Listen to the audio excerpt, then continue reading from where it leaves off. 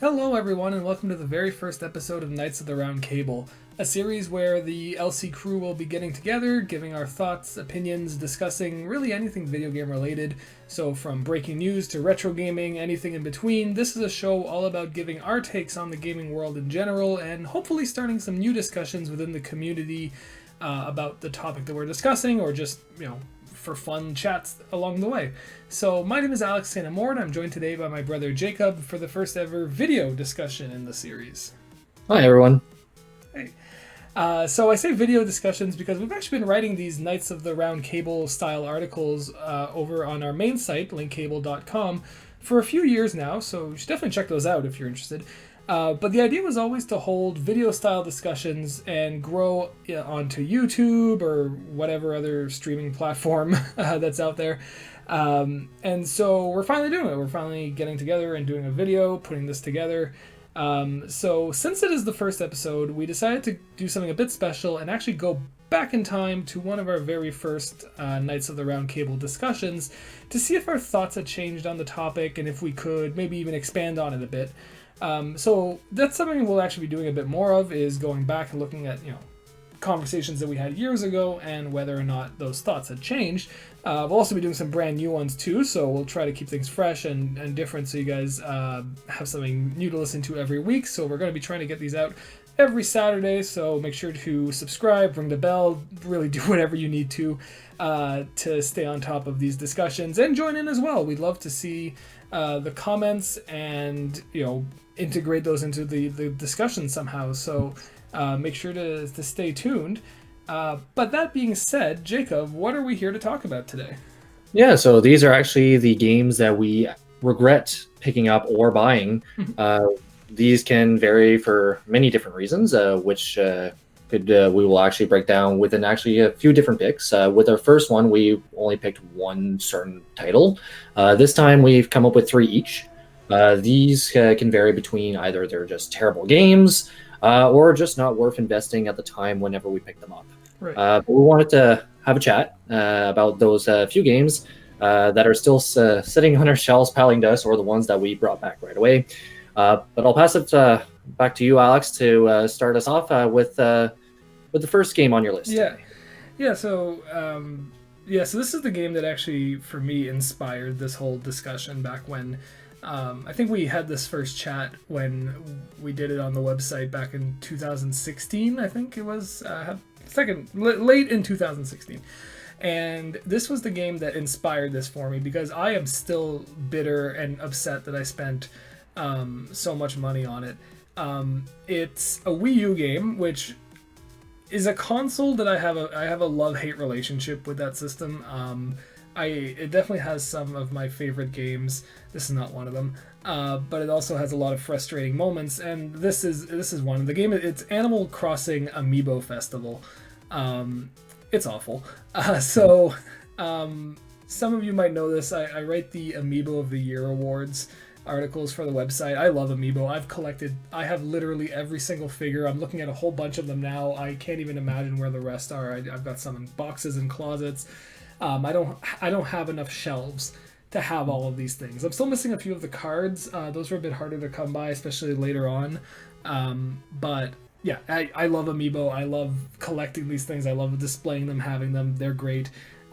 So I'm that person. I'm that person who was pre-ordering the Rosalinas at like 5 a.m. when they only made 2 apparently.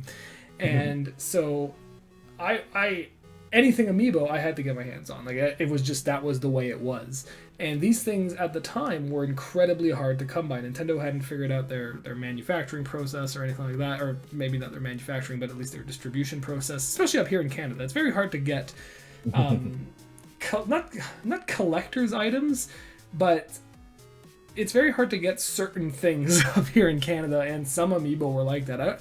I am pretty convinced that the Jigglypuff Smash Amiibo never was officially released in Canada until they did the reprint a few years later. I had to import it from Japan. I know they got it in the States, but in the States it was, I believe, a Target exclusive, and that was right when Target exited Canada. So it was in this limbo where you just could not find this amiibo anywhere in Canada. But anyway, we're not here to talk about the Jigglypuff amiibo. Maybe one day we'll have a Knights of the Round Cable discussing only the Jigglypuff amiibo.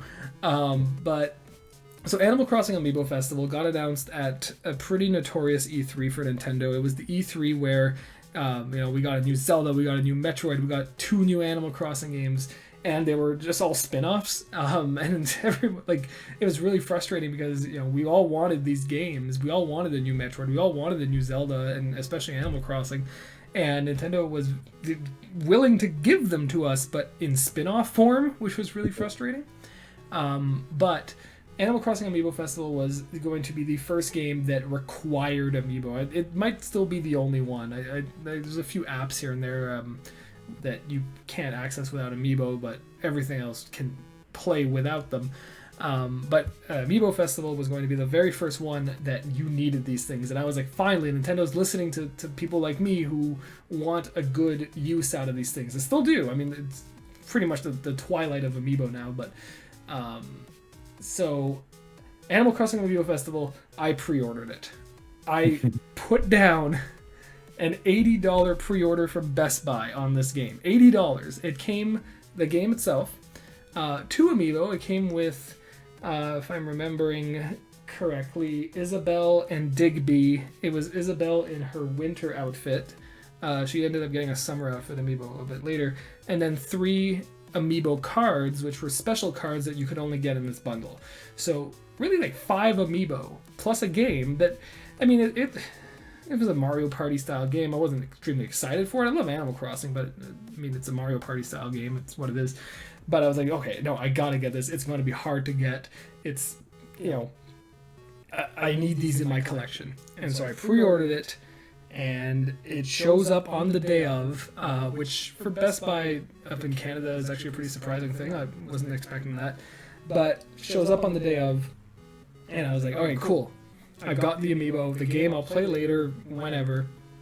And I put it on my shelf like a bunch of other games. And so I just play this Amiibo and life goes on. And then the almost the next day, it feels like, the floor fell out of the Amiibo collecting scene. The Animal Crossing series, you could find them everywhere. Like, they were reducing them by price by like 50% every other day. I'm pretty sure Lottie was a Best Buy exclusive, and like they were like $2.99, and they had like thousands on the shelves. It was awful.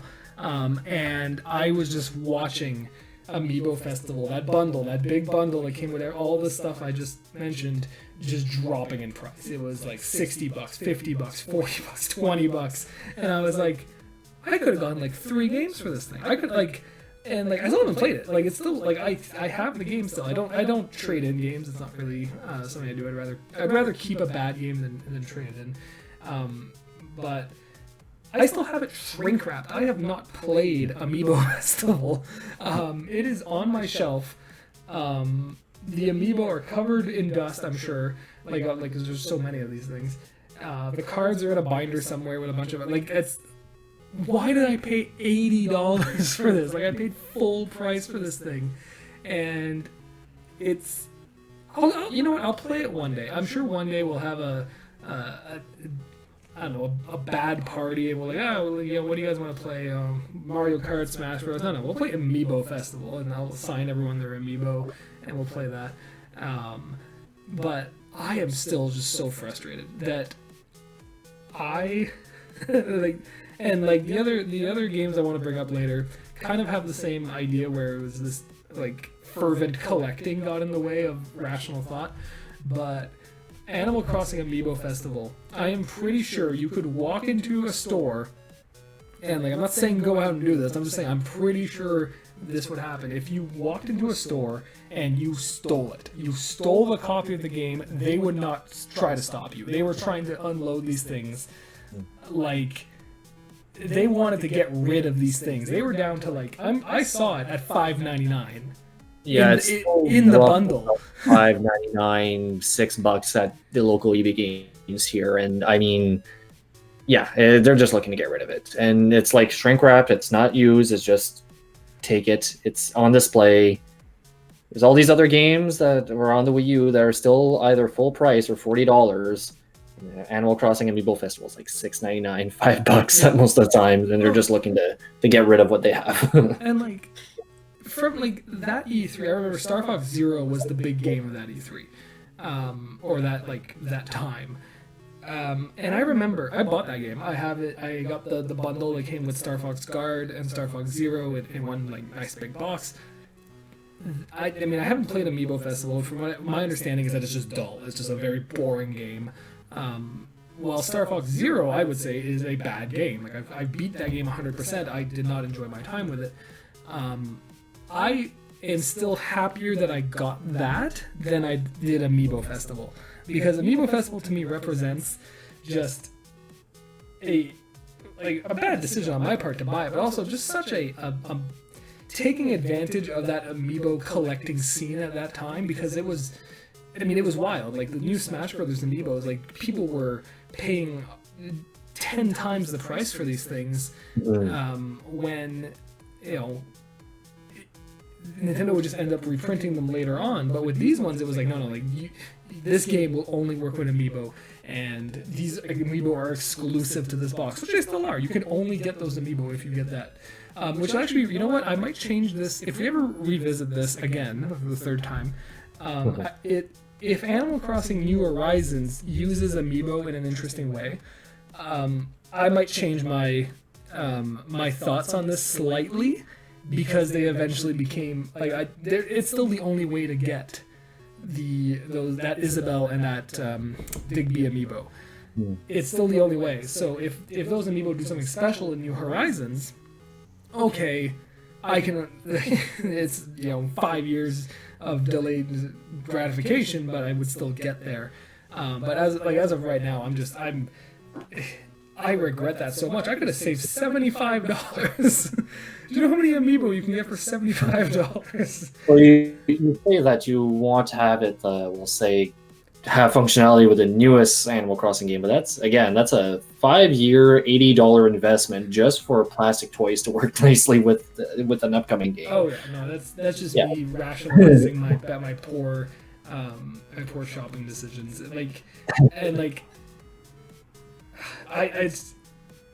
That game still makes me mad. I've never played it. I haven't put a minute into it, and I have this strong, visceral, angry opinion of it. I don't like it.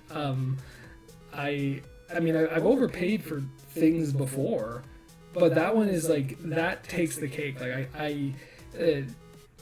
Jacob, you know this, and if you follow us on Instagram, I'm posting pictures of stuff I buy off eBay. I like collecting retro games and just kind of retro accessories, I would say. I really like buying stuff that's here's this weird controller that Nintendo put out, or here's this weird Sega thing that they put out, and so I like this video game.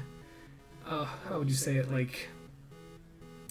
Curiosities, and this just feels I feel like I got hosed on these stupid Amiibo in this stupid bundle.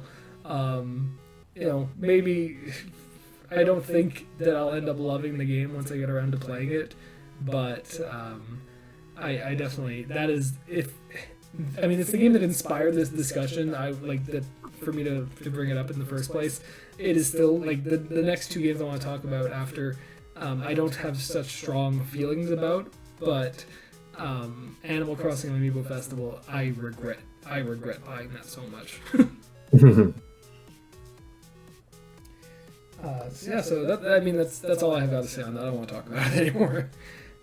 Well, it's a pretty lengthy discussion. I mean, I think I hate it so much. I think people got the point that you didn't like Animal Crossing Amiibo Festival. If you didn't, don't buy it.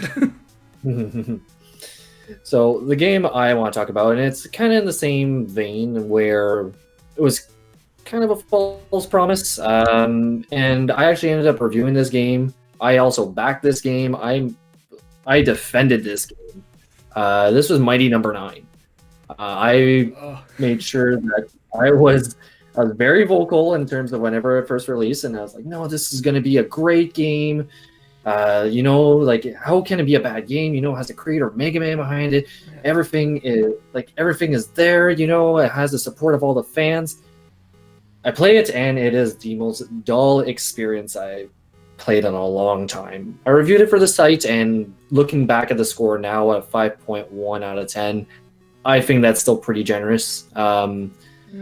I mean, on our link cable scale, we like to use the full scale. So a 5 would be a middle of the road, not yeah. like I know a lot of other websites who shall remain unnamed like to consider kind of like a 7 as being like a middle of the road type game, but we like to use the full scale. So just to give a bit of context. Sorry for interrupting.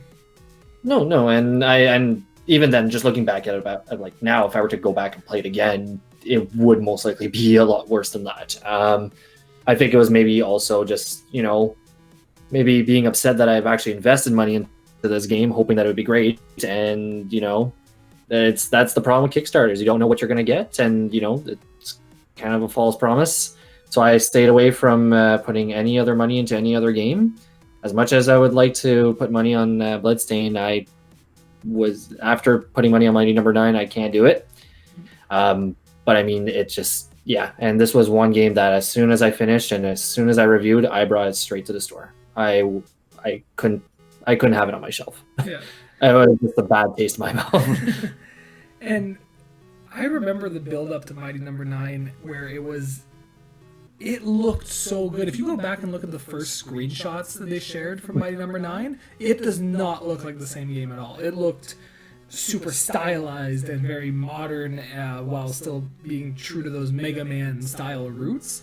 What a bunch of broken promises that was. Yeah, it definitely was. And I mean, again, that's why I don't have it on my shelf anymore. It just felt like a game that had no heart. I mean, if it was a mobile game, sure. But I mean, like, this was a game that, like you said, it had so much promise. It looked great. And again, it was probably the reason why I backed it up so much. And then in terms of, not in terms of funds, but in terms of, like, defending it, being like, no, it's going to be a great game. And then just to get such a sour experience at the end of it all, it was just, it was heartbreaking, practically. It was just so bad to have to play through a game like that after waiting for so long to get that type of experience. And thankfully, Capcom was able to give us a full-fledged Mega Man game, and hopefully they do Mega Man next.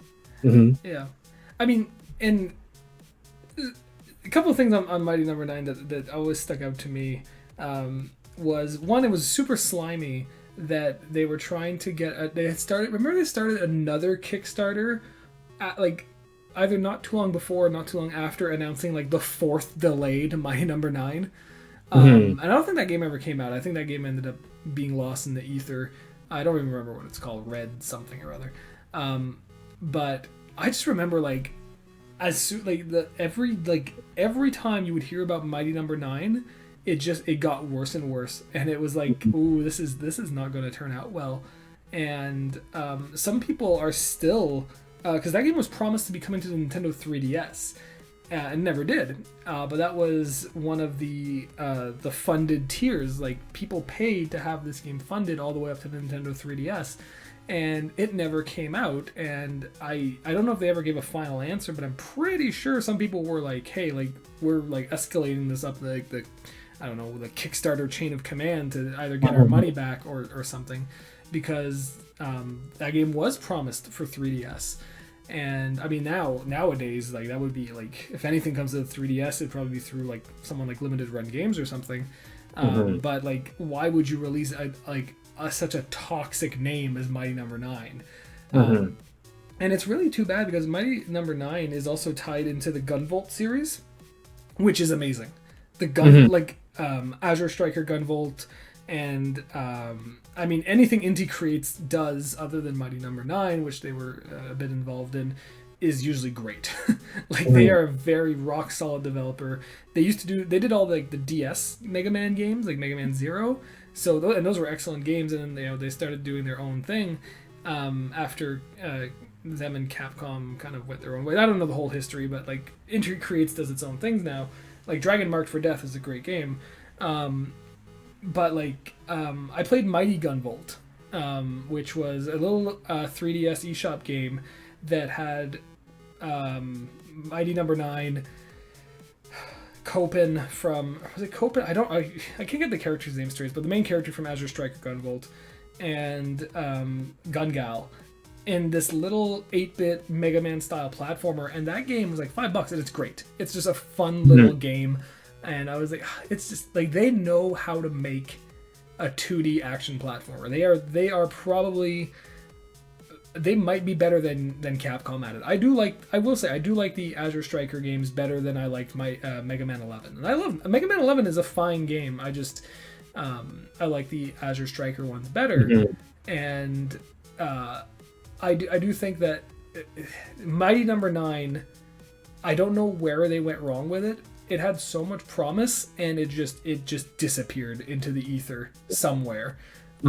Someone made a lot of, I don't know who, but someone made a lot of money off that by not delivering on a lot of key promises. And just too bad. Mighty Number 9 looked good. I mean, we were so starved for a Mega Man game at that point. That was like Capcom had just canceled every single Mega Man game in existence, and we were so starved for it, and people really wanted this, and it just faded. Yeah. No, and though that would essentially sum up how I felt about Mighty Number 9, and again, it's the reason why it's not on my shelf anymore. Like whenever I brought it straight to EB Games, they looked at me and they were like, "You just got this game." I was like, "Yeah, I don't want it anymore." But I'll pass it back to you, Alex, to talk about the next game on your list that you have. Sure. Before that, I just have one last little anecdote. So I still own a copy of Mighty Number 9 on the Wii U. I'm pretty sure that's like a war crime in some places. Like to have a physical copy of Mighty Number 9 on the Wii U is just. I mean, it's one of those interesting gaming conversation pieces. I think, at least, like, hey, you guys want to play something really terrible on a really crappy console? Here's Mighty Number 9 on Wii U. I kind of like the Wii U. Who knows? Anyway, so next game I want to talk about. I don't have as much to say about this one, but it's one of those things. It's the same issue kind of with Amiibo Festival where I pre-ordered this, and this was back in 2007 or 8, I think. So like you physically went into a store, gave them a $5 deposit, and be like, hey, call me when this game comes out. I'm gonna come pick it up. So I did that. I went to EB Games, and I'm pretty sure I am the only person on the face of this planet that pre-ordered Medal of Honor Heroes 2 for the Wii. Jacob, did you even know that game came out? Not on the Wii. Yeah. Medal of Honor Heroes 1 did not come out on the Wii, and I don't own Heroes 1. I think that one only came out on PSP. I think, or PS2. It was I don't know, one of those systems. That or doesn't exist. Who knows? But I pre-ordered this thing, and I remember the clerk at EB Games being like, "Man, like, there's going to be copies of this. Like, you're not missing out on this game." But I was out of it, and the reason was, I had a Wii. That was my main gaming platform. I had a PC too that could play modern games, but I did most of my console gaming back in the mid-2000s on a Wii. I didn't get an Xbox 360. I didn't get a PS3 till later. So I was that weird guy that was like, oh no, like Super Smash Bros. Brawl is the pinnacle of multiplayer gaming at a time when like things like, Team Fortress 2 are like blowing up and stuff like that. So, but anyway, had a Wii. I've got a huge Wii game collection. Very happy with it. But when I saw that this game was going to have 32-person online multiplayer on the Wii, 16 versus 16, I was like, that's ridiculous. That is almost impossible in my mind. I'd never even fathomed of a game with 32 people playing online at once. And for that to be coming to the Wii, I was super excited about. So I ended up pre-ordering it, and paid full price. I think it was like $60 back then, which, I was working at the grocery store making minimum wage. $60, like you get like a game a month basically, and that was like, I chose Medal of Honor Heroes 2 on the Wii. So get home, put it in, find my friend code, share a bunch of friend codes, and you know what? Like it's okay. It is. If we were to review it today, maybe I'll go back and do a retro review or a stream at some point.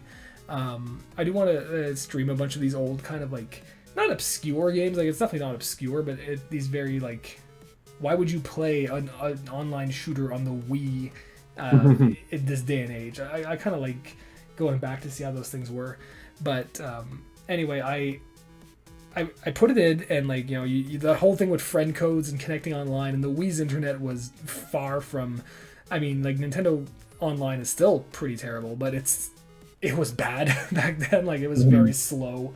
I remember the hit detection being like, you would be shooting clouds and you'd somehow still be registering hits. Like it was awful.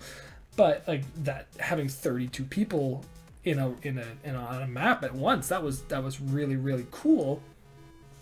And then I ended up getting a PS3 and got a real Call of Duty game. I got Modern Warfare 2, and I never looked back. And so I think I played this game like it.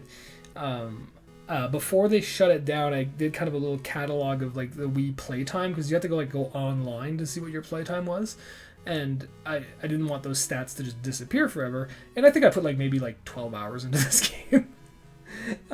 So pre-ordered it.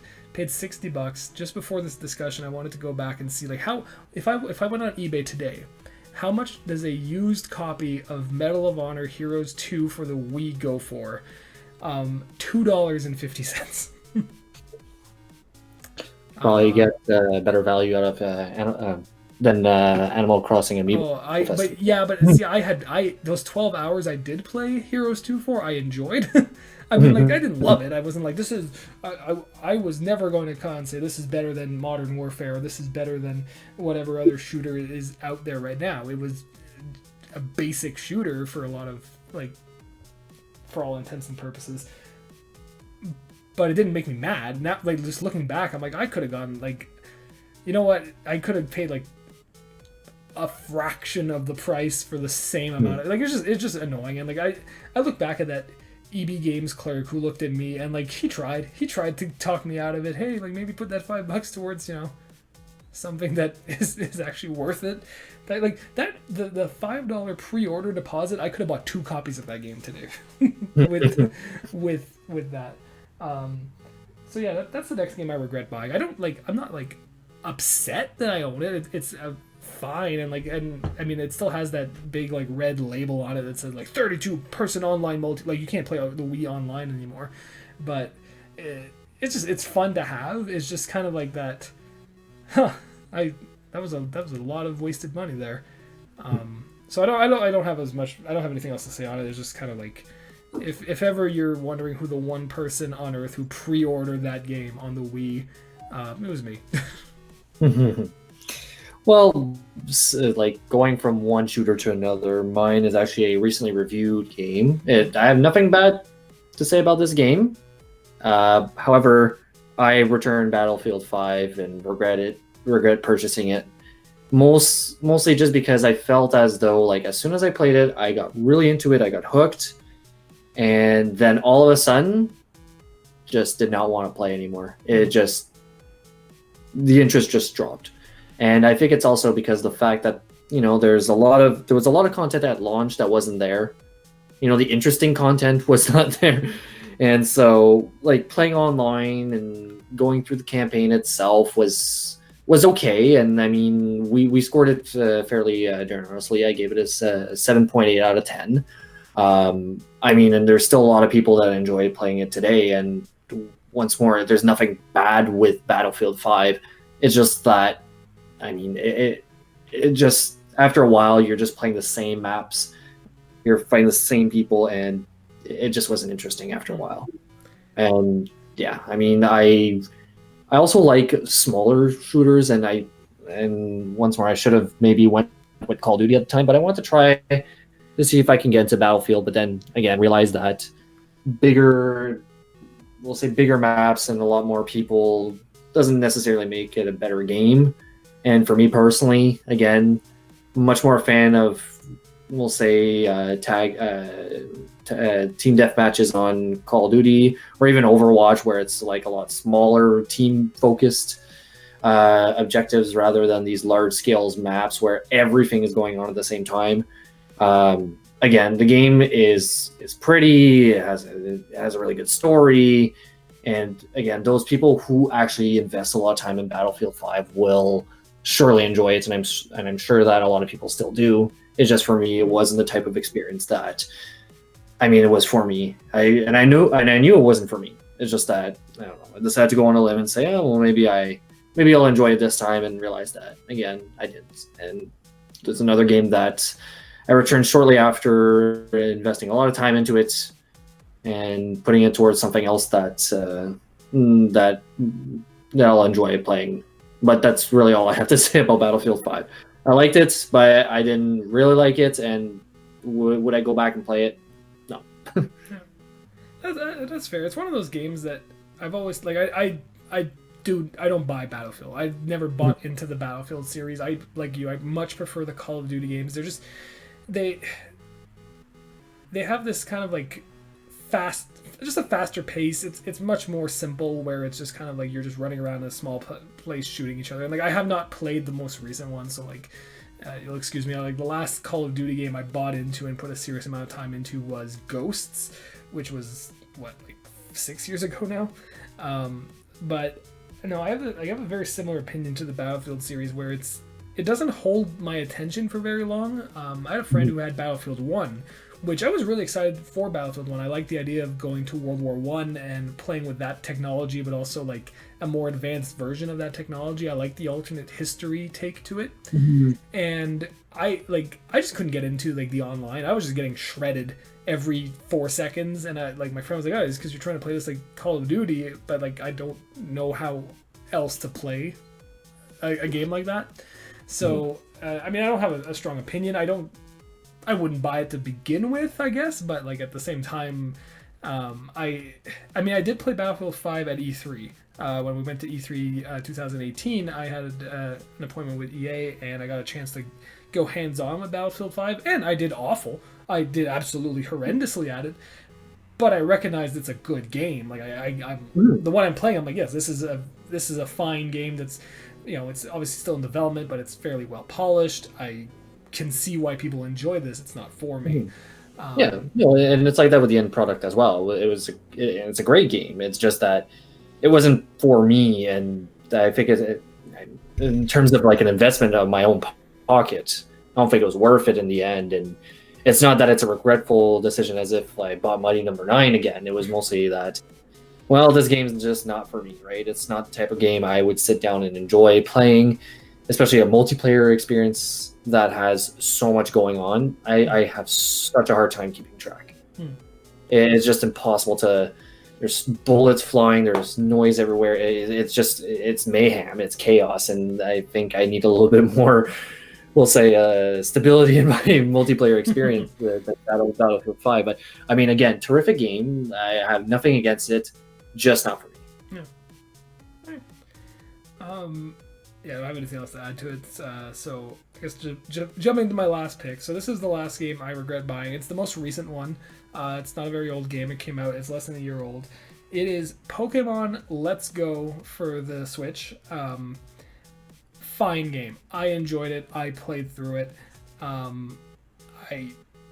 It's okay. It's not a full Pokemon game. It's a remake with mechanics that are more geared to the Pokemon Go audience, and that kind of just set up to the whole world. But I enjoyed it. It was long enough for as much as I wanted to get out of that game. Like by the time it was over, I was like, good, I'm tired of playing this. But I enjoyed my way through it. But the real reason I'm going to put up Pokemon Let's Go, and after this discussion, everyone's going to think that I just am awful at managing my money and I just make poor buying choices, is I bought the bundle that came with that stupid Pokeball controller. And I knew better. We went to E3 2018. I got a chance to go hands-on with Pokemon Let's Go. So I had held this controller in my hand, and I had used it. That demo was it was barely 10 minutes. It was either barely 10 minutes or just over 10 minutes. It wasn't very long. You just walked through Viridian Forest and caught a bunch of Caterpies for a while. But I hated that controller, that little Pokeball controller with the little stick on it. it cramped my hand. It was painful. I wrote it like usually when a game is not out yet, you try to be a bit more forgiving of its flaws. You still want to highlight them, but you still don't want to be like, oh, this is awful, don't buy it because of this type thing. I said it right there. I was like, this controller is uncomfortable. If you have larger hands or are an adult of normal proportions, this controller will hurt your hand. And it did. Like, I walked away from that appointment with Nintendo being like, ooh, like I've got a cramp in my hand. Like, I'm playing games all day, and maybe that's part of it, but like that's the game that like triggered it. So a few months go by, the game's coming out. I have to go pick it up at the store. I didn't pre-order this time. I've learned my lesson. I only pre-order collector's editions now. I was on my way to Best Buy to go pick up my copy of Pokemon Let's Go. I decided I wanted the Eevee edition. For no other reason than Pikachu was on the box of Pokemon Yellow, and I was like, well, I don't want 2 boxes with Pikachu, so I'll go get the box with Eevee on it.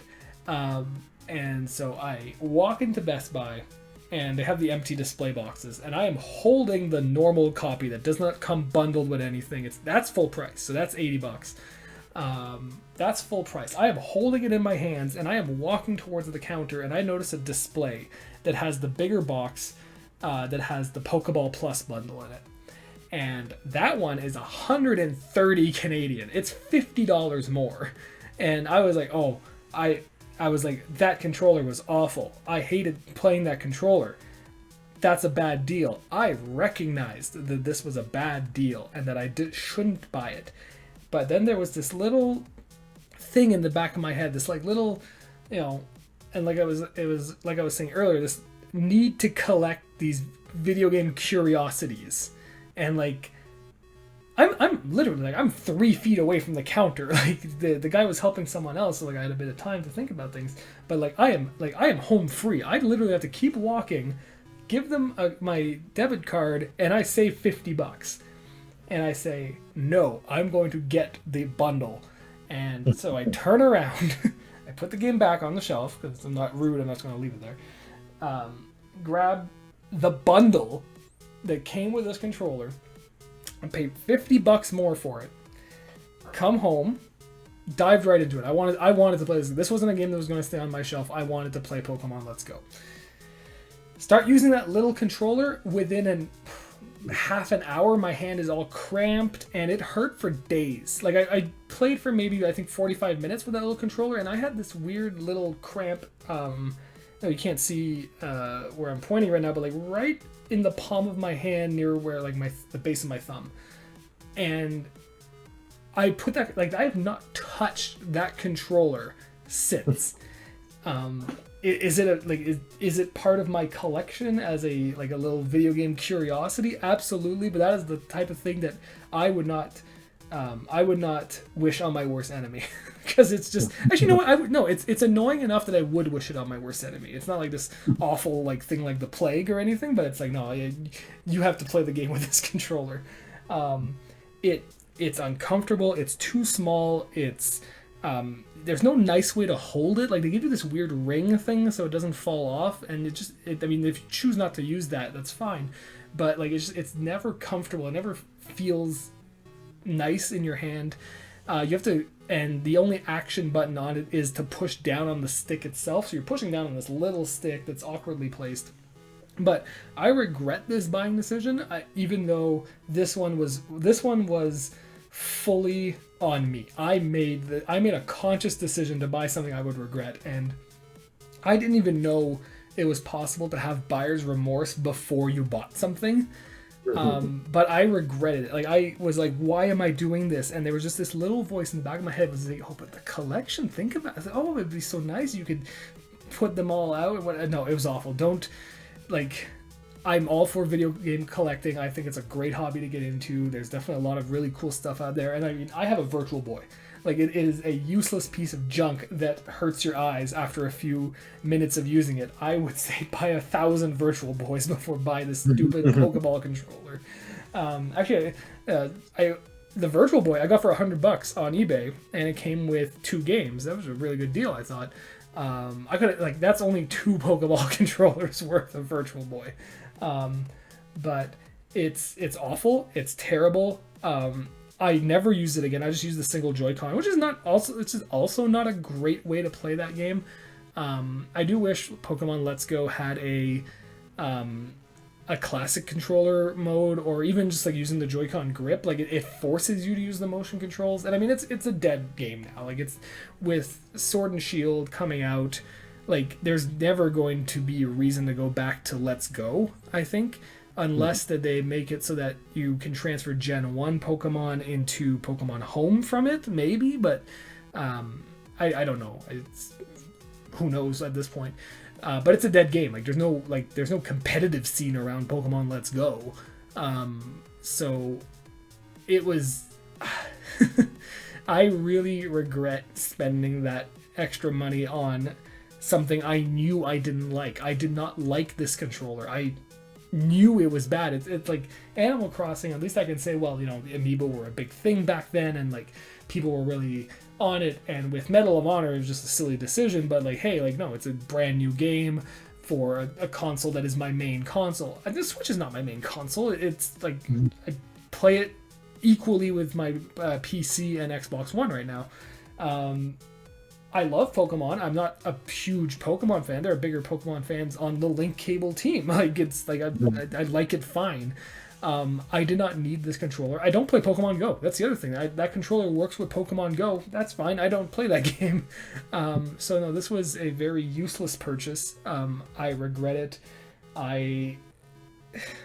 It's like that thing is just covered in. It's in a box at least, but if it weren't, it'd be covered in dust, and I would be happy for it because it's useless.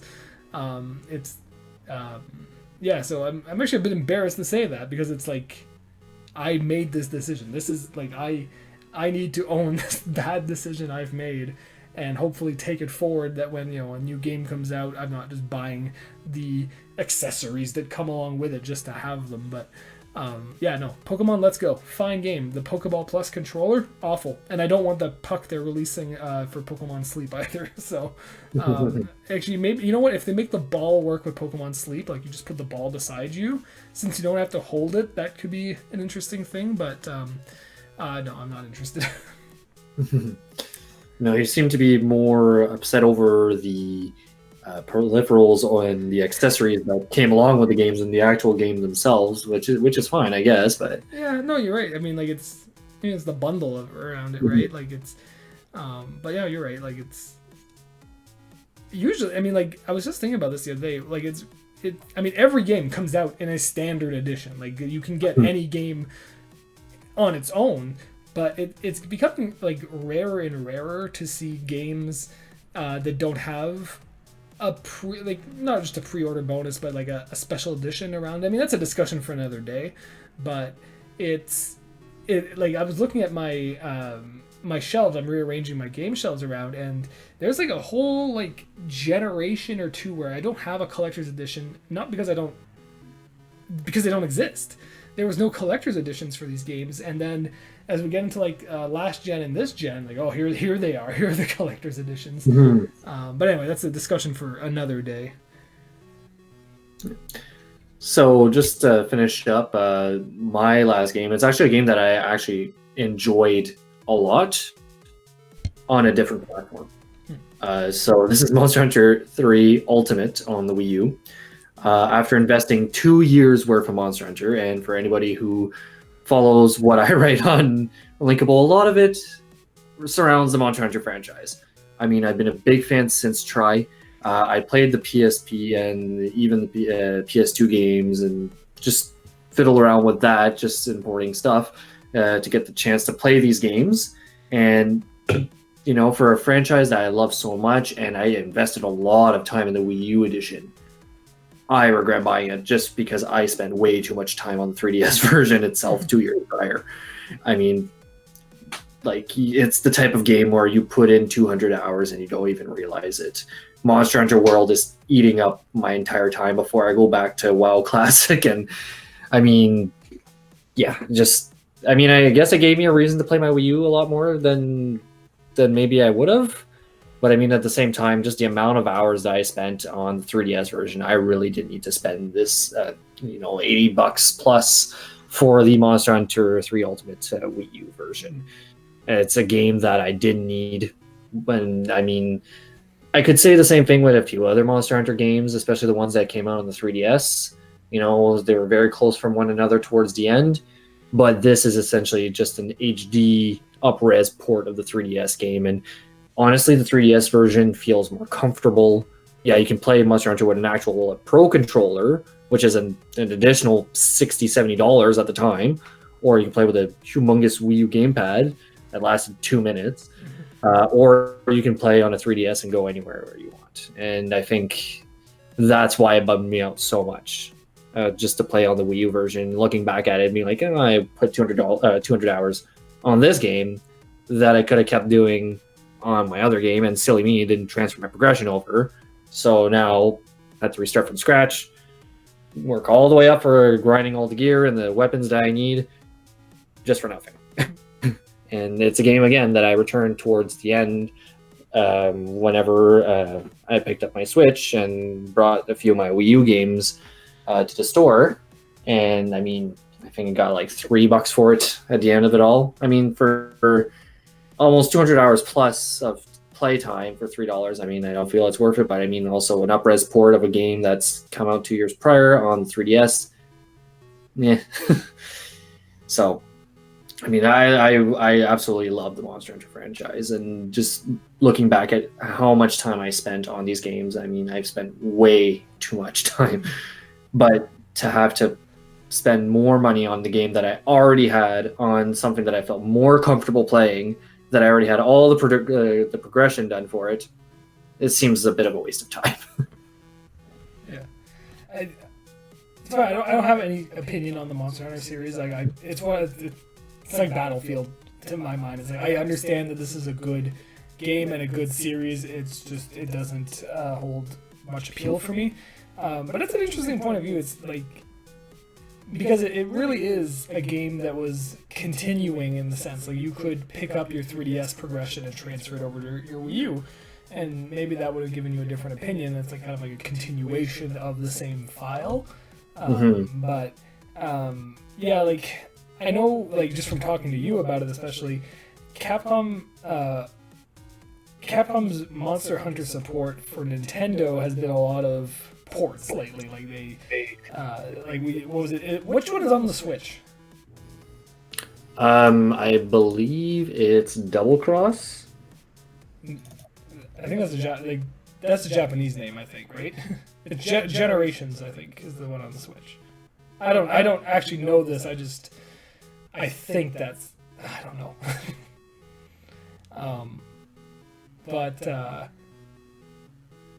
Yeah, it's definitely a series that is, I would say, hard to get into for newcomers, but like, definitely passionately loved by its fans.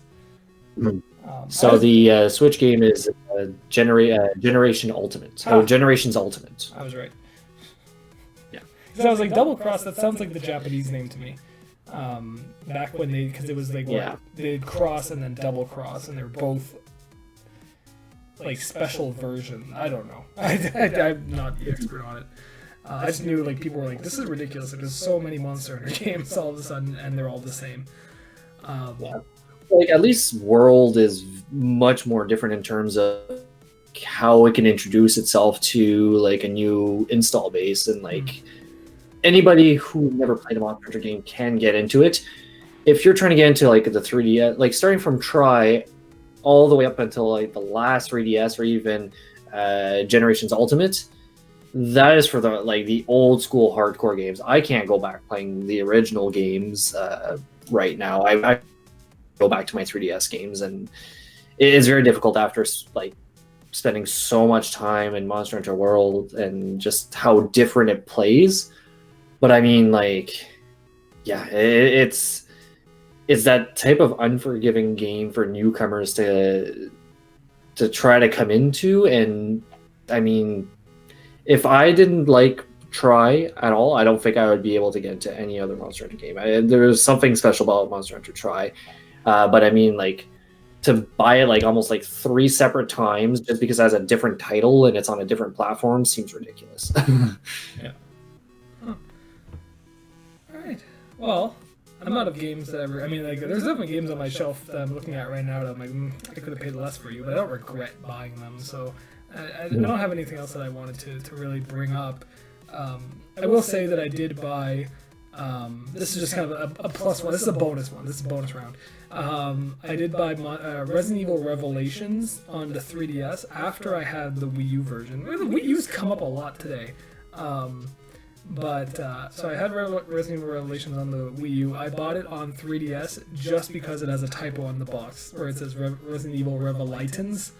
And I thought that was funny. So I ended up buying it on 3DS for that. That's just dumb. That's just a dumb, like $30 down the drain. But I enjoy stuff like that. So that was my bonus round, I guess. But yeah, that'll about do it, I guess, for this discussion. So thank you everyone for sticking with us till the end. Obviously had a lot to say about the Wii U. I don't think anyone on Earth has talked about the Wii U so much as of late. I hope you guys enjoyed it. We'll definitely be doing a lot more of these. Hopefully, like I said earlier, we'll try to get these out every Saturday. So thanks again for watching, and stay tuned to Link Cable for more on everything gaming. So have a nice day. Take care, everybody.